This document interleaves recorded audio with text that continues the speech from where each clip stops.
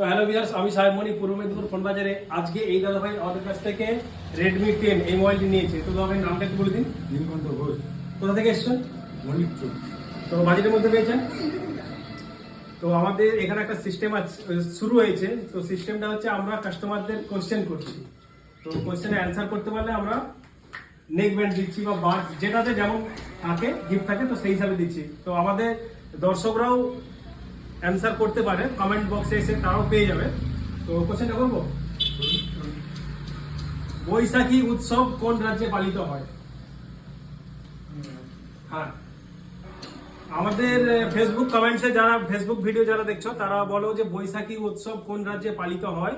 যারা বলবে ভিডিওতে এসে কমেন্ট সেকশনে এসে বলো এবং ভিডিও শেয়ার করো। ওয়েস্ট বেঙ্গল। বৈশাখী উৎসব কোন রাজ্যে পালিত হয়?